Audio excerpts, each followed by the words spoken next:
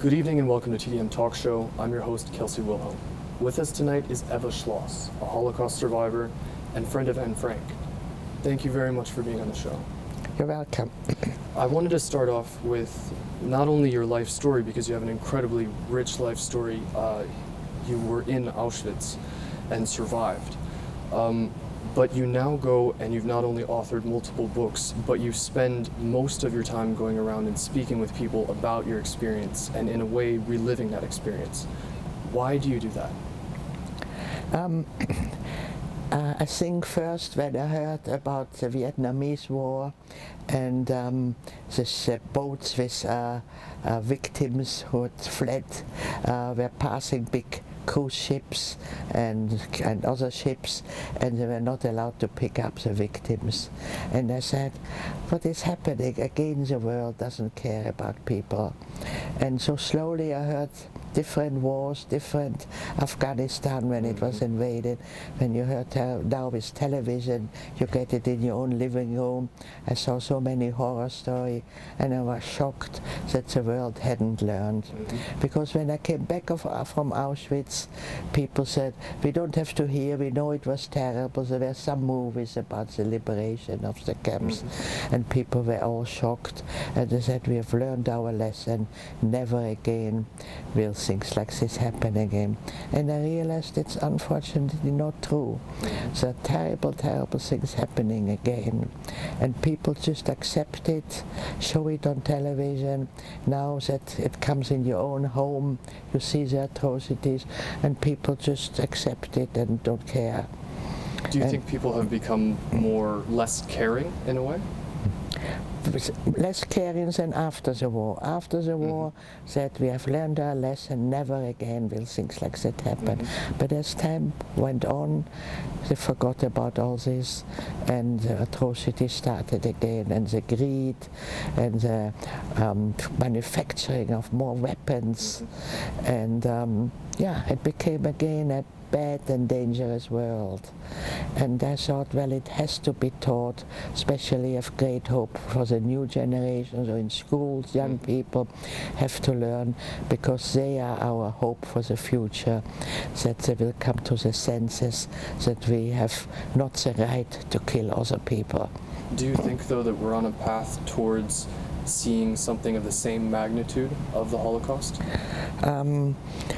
I don't think so. I mean, this was exceptionally thought out to destroy a whole people, because Hitler really wanted to destroy the whole Jewish people, and he was well on the way in succeeding. So I don't think like this, but nevertheless every life is valuable, and there's still too many thousands of people being killed around the globe. You had this experience. No reason, yes. No reason. Just perhaps because they are Muslim or a Jew, or because they don't like what they have said to somebody, and especially, which I can't understand at all, the hatred between the different religions. Yeah. Because religion is supposed to be personal and uplifting, and most of the wars in the past were about religious differences, and that is really a terrible crime. And even by believing people who believe in God still go and kill people from slightly different, especially, for instance, the Catholics. There were 80-year wars of fighting between Protestant and Catholics. Both Christian people both saying, Christ, you shall not kill, and they don't listen. Now, you yourself, actually, your family was not devoutly religious, and yet this still happened to you. Did you ever have a moment that you were angry for being Jewish? Actually not. As I say, my family were, yeah, my father was, my grandparents were not religious. Older grandparents, parents of my grandparents were religious, but as time went by, you know, the orthodoxy was wasted actually. But I was actually, and so was my father, very proud to be a Jew, because we are really a very, very small people. Now 16 million people in the whole world, which is nothing, and we have achieved so much. And you know, we care, we are very charitable, we care about the world, we care about people in general. And I mean, I started to read once the Old Testament, and I was actually shocked about cruel this was at the time. But in general, Jewish people don't kill people. We respect life.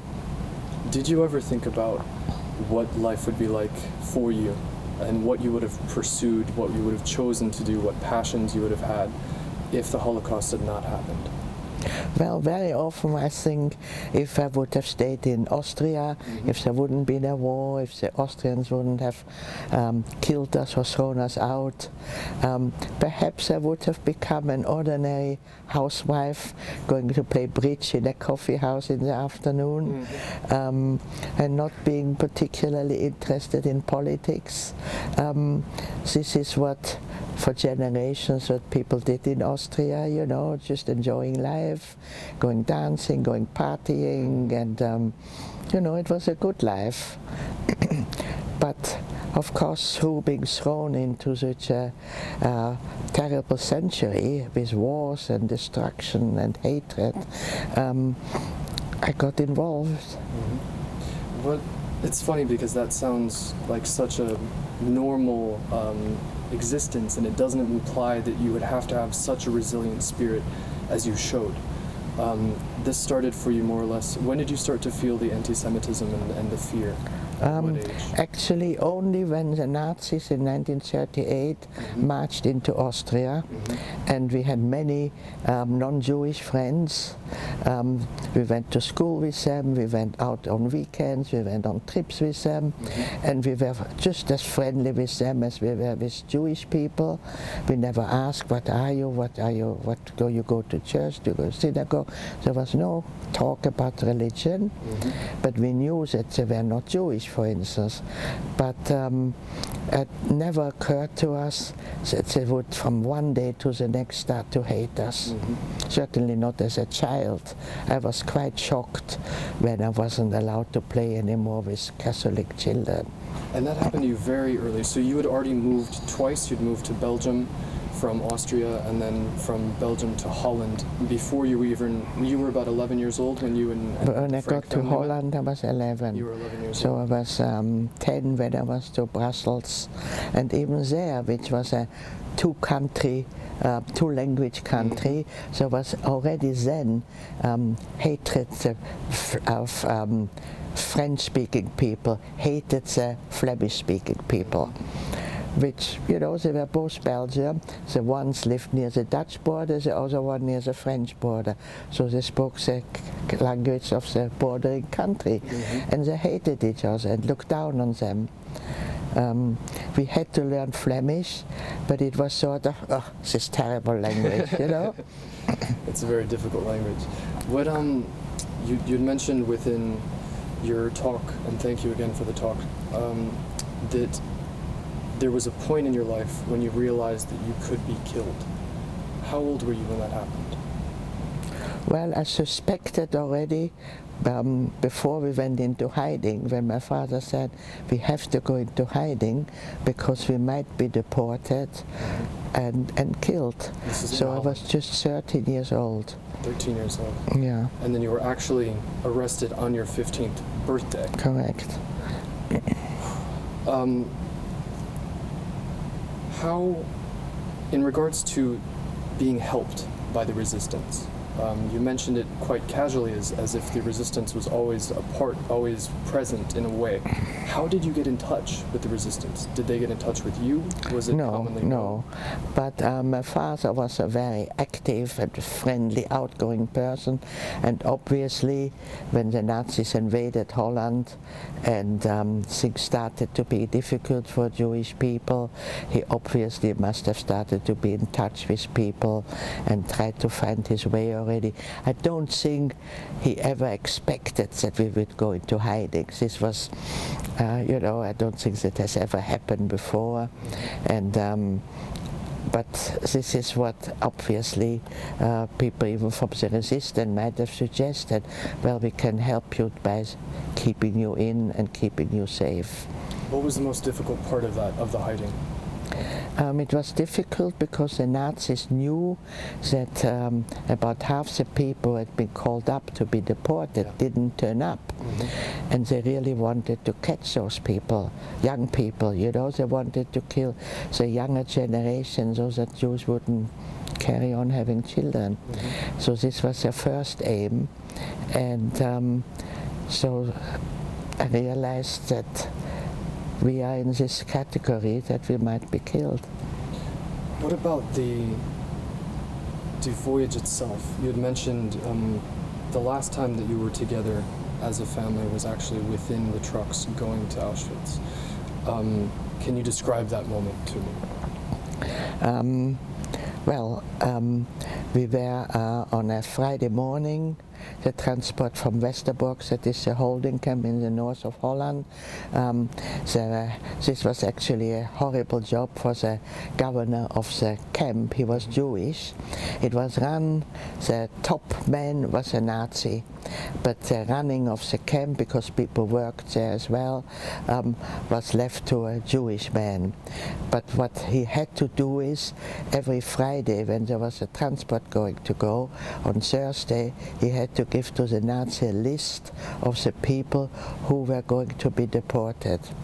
So knowing that this was more or less a death sentence, he had to choose those people who he was going to send to their death. Because Auschwitz, so it was the most biggest and the most well-known name of the camps, and it was terrible, of course, but there were many camps, like Treblinka was a big camp in Germany, no, in Poland, big camp in Poland, where there was no selection. Okay. So every transport, from young to old, middle-aged, strong, everybody went through a tunnel which was decorated with flowers right into the gas chambers. So if we would have sent to Treblinka, we would have been dead on the day of arrival. What did you know about Auschwitz before you had arrived there? What had you heard and what were the sources? Well, in hiding, we were mainly staying with people who were resistance workers, because they were helping people, because they were sabotaging the Nazis with their evil plans. And they, of course, always wanted to listen to world news. And that was, of course, the BBC. And the BBC then broadcast out to all the occupied countries. And by 1942, Hitler had really conquered practically the whole of Europe. So there were broadcasts in all those languages from the BBC, BBC World Service, and the Dutch broadcast was at 9 o'clock. And so usually we listened to the radio.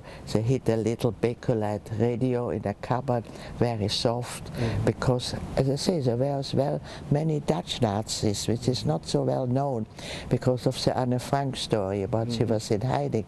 People always assumed, oh, the Dutch were all good, but that's not true at all.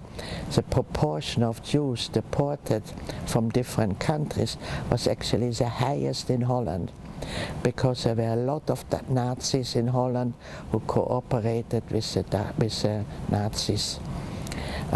So we listened to this radio at 9 o'clock. It started with da-da-da-da, da-da-da-da, that is the BBC from London, and they told about the progress of the war, or the not so progress, because by 1942 they were already sort of getting the upper hand slowly.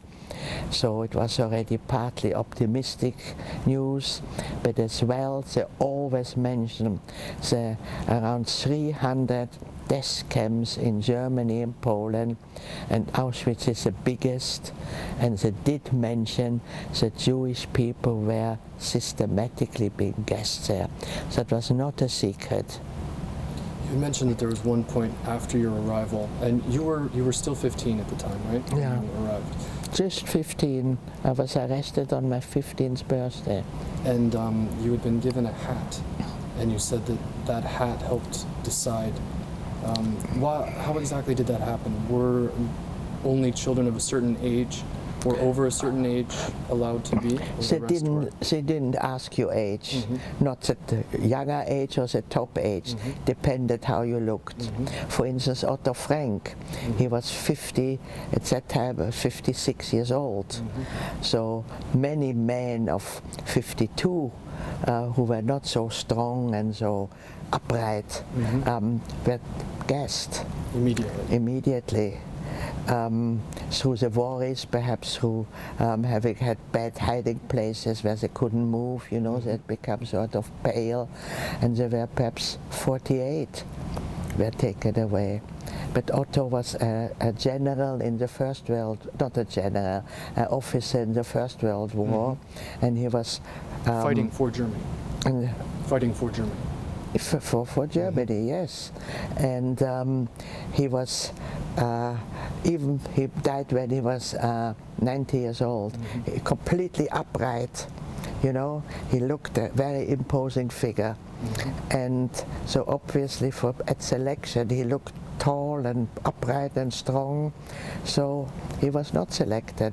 But the other people who were hiding with them, who were younger, were selected. So just how you looked, how you stood, how you behaved perhaps, you know, if you were very nervous or jittery or didn't dare to look him in the eye or anything like that, just how he felt. But his hat had a big rim, and it was very sunny, and obviously a shadow fell on me and he didn't see how young I was. You mentioned that you were quite athletic and you enjoyed sports. Yeah, but of course I was 2 years in hiding, yes, where I was just sitting still. So I was not that fit at that time. Yeah. How would you balance the physical aptitude and mental fortitude in terms of how those helped you get through that experience? Well, I always, and my family says now, I'm very stubborn. I'm a Taurus, you know, born in May, and that is true. So I was in the camp, and the Nazis wanted to kill the Jews, and I wasn't going to give in to that. So I was strong from the beginning. I'm not going to die, I'm going to live. Of course, no idea really how long it would be and how difficult it would be, but I went with the intention, I am going to survive. You had mentioned also within your talk that the most difficult time emotionally for you wasn't necessarily when you were inside Auschwitz, but afterwards when you had left and you found out the news about the passing of your father and brother. Why would you say that is? Why do you think that it was so difficult emotionally at that time? And was the perseverance side helping to distract you from the emotional side when you were in Auschwitz? You know, I was perhaps through the difficult time already, so getting to Belgium and being an outcast, I was very supported by my brother, and as children already, as I say, I was sporty, I wasn't interested in reading. My brother was a very, very keen reader. He read all the futuristic Jules Verne, the travel to the moon and the travel undersea, and he told me all those stories, you know. So I couldn't imagine life without him. So when I heard he wouldn't make it, and how I knew how he must have suffered dying, I felt like I was in his boots, in his shoes, and I thought, well, if he suffered so much, I'm suffering with him. So of course he didn't suffer anymore, but I felt really, really completely depressed through having lost him, and my father too. He was such a strong man and such a wonderful, helpful, inventive man. You know, how he lost everything in Vienna, and then he started to build up again on the most difficult. He obviously saved enough money to keep us in hiding for 2 years, you know. He was so a wonderful family. I mean, thinking about how can he keep us safe and all that. And life without him, thought I think that must be terrible. And so I lost the will to live. How did you come back? Was there anything in particular that was a marking moment that was able to give you that spark? No, it was a gradual moment. And what was as well very amazing that my mother lost as well, of course, her son and her husband, which is a horrible thing. We had no family in Holland whatsoever, and we both were very, very sad and very depressed, but we pretended we are okay, because we didn't want to let go and tell them, and this was actually bad because we both suffered so much instead of being sad together. So this was really, I read letters which we wrote to my grandparents, and the sister of my mother were in England. They escaped because he had a special job. You know, if you were a specialist in something, you were able to get a visa. So it was just, I mean, all the famous people like Freud and Stefan Zweig, poet, and all those people, they were accepted abroad. But if you were an ordinary citizen, even if you were very clever and very good and, you know, a wonderful person, the world didn't want you. So this I found as well already. You know, why didn't, lots of my family was lost in Vienna. And you know, I couldn't cope with this idea, and I must say I missed my country, because I was very, very happy there, with a big family, with the grandparents, my aunts, my uncles, my cousins, and suddenly I was there just with my mother alone, who I realized she can't cope, but I didn't want to know. Somebody asked me, how did you make a living? My mother rented out my father's and her bedroom to 2 ladies. She went to work in an office, so she had never ever worked. She came back every day with a bag of paper which she had spoiled. She didn't dare to throw it away in the office because she would get sacked, you know. So we had terrible difficulties. And I painted brooches to make a living. There was a big department store, the Bijenkorf, Beehive, and they bought, and my mother wrote to her mother, Eva got an order for 50 brooches to the Bijenkorf, you know. I'd forgotten about that, but I found this letter, and I thought, how amazing I did that, you know. So we helped each other, but didn't talk. We didn't talk how we were both suffering. At what point did Otto come into your mother's life for the second time? Otto, at first, of course, he went all around to people who had become in camps and who knew his children to find out more information about them. He wanted to know everything about what the children had done. With a father sometimes doesn't know what stories they told each other, or who were their best friends and things like that. And as well, he came to our home, and he realized there that I was in need of help, because I was so depressed. And he told me always, you know, I'm a German and I'm not a bad person. Not all Germans are bad. And he, who had lost everything, didn't hate the Germans, which till this day I can't really understand. But he said, you know, and he told me as well, world history, if you learn that, which I hadn't done yet, all countries, all Western countries, have done terrible things. And the slave trade, you know, which was something horrendous, and the Boer War in South Africa, and the Dutch with their colonies in Indonesia, in India.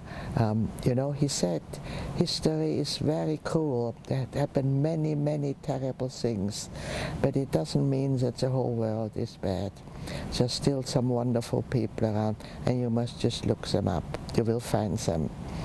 How long after the end of the war were you able to find the paintings that your Well, brother when and father Otto had made? got the diary, I must admit I'd forgotten about the paintings through all this what had happened. Okay. But as soon as Otto got the diary, Frank's diary. and I realized it helped him, because when before he had the diary, he came and he was, as I say, he didn't hate, but he was very down, very down. And he didn't know yet that his family had perished, and he didn't get the diary because Miep Gies, who had found it after the people were arrested, was going to give it back to Anne. Okay. And only when Otto, that was about a month after Otto had returned, so when he still had hope Anne might come back, so he didn't get it at first. And I was busy trying to somehow cope with the world, so I forgot about the paintings as well. And only when Otto heard that his girls wouldn't come back did Miep give him the diary.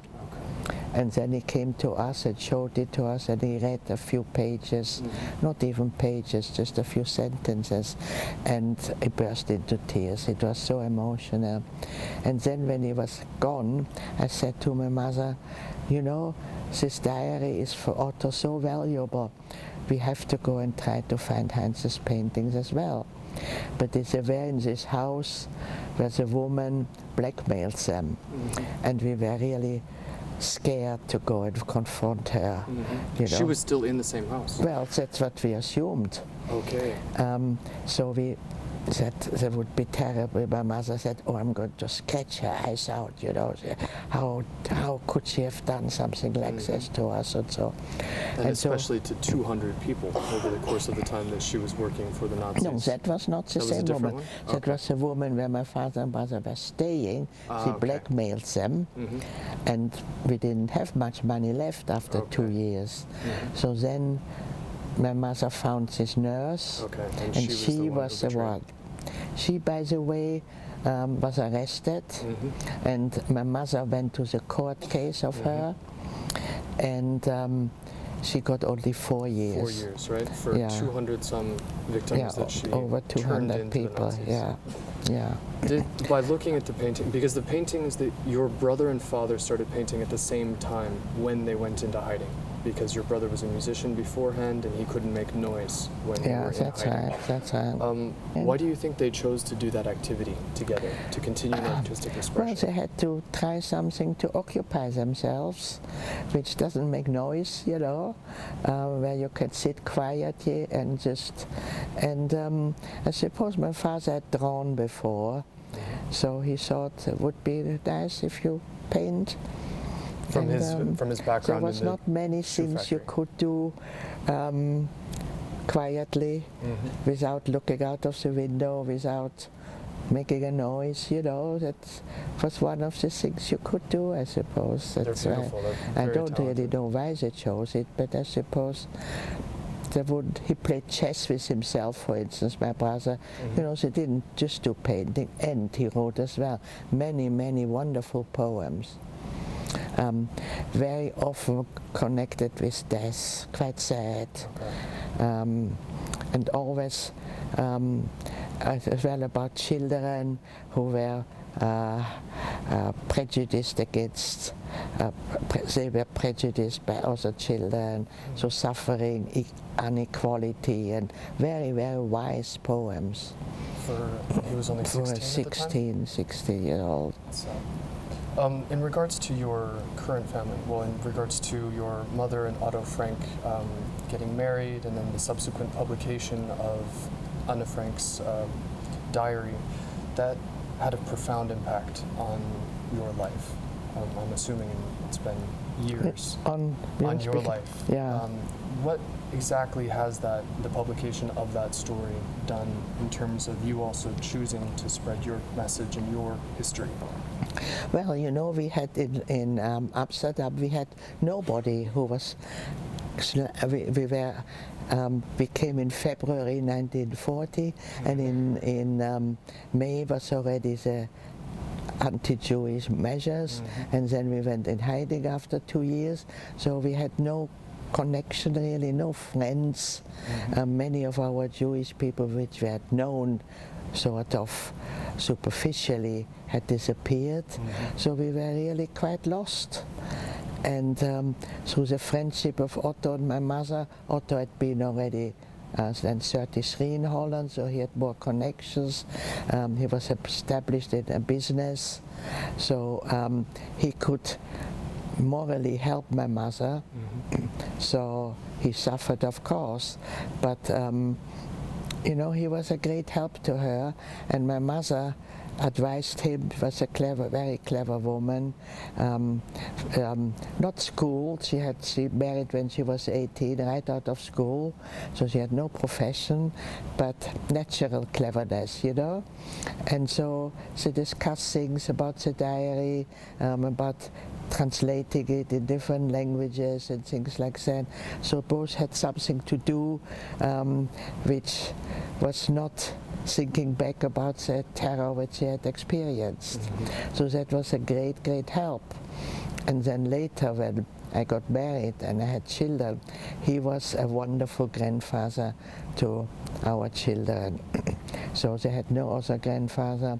The father of my husband, he was one of the first one who was from Munich. He came from Munich. He was arrested in Dachau in 1933, and he was there till 1936. And then he was released with the condition that within 6 weeks he leaves the country. And they were ordinary people, they had no connection, and it was very, very difficult. And then they heard from the British consul, he had a few visas for Palestine, for special cases, because if he wouldn't have left the country within 6 weeks, he would have been rearrested and he would never come back again. So they were very lucky they could escape as well. So my husband suffered as well. His father died very soon after they were in Israel because he was damaged in Dachau. He had, with 15, he had to leave school and earn money for his mother and himself. And he was a self-educated man. And you know, and he had definitely as well a problem to have coped with all that. So we didn't speak about, again, we didn't speak about it, but it was wonderful that we had grandparents. My mother was a grandmother to our children, Otto was a grandfather. So we had a little bit of family. Good, I'm glad that there was something that could be preserved. Unfortunately, we are drawing to a close in terms of the time. I can't thank you enough for being here with me. I wanted to say one last question. Is it a matter of remembering the Holocaust, healing wounds from the Holocaust, or trying to use the example of the atrocities of the Holocaust to avoid a future one? Healing, I don't think it will ever heal, because so I didn't speak for 40 years. I had it in my head, picture, everything. You know, that's why people say when I wrote my books, people say, you remember every detail. I said, yeah, it's there and it will stay there. And of course, the suffering is gone. You know, at the first few years I've suffered physically as well. I was on a diet for many years. I couldn't digest food. I had frostbite if it was cold, but toes open. I had colitis, which was a nervous disease. But as soon as I started speaking, that all went gone. So I was 40 years actually, I carried pain with me. But now I'm now you're sharing it with the 90, world. you know, I've had still again quite a long life after, and I felt it was my duty to share my knowledge of the atrocities with the world, Well, we thank you very much. to create a safer and better world for everybody. Let's hope that the world will continue on that path. Thank you so much for being on the Thank show. you. I really Thank you. appreciate your time. That's all from TDM Talk Show for this evening. We'll be back next week with more. Good night.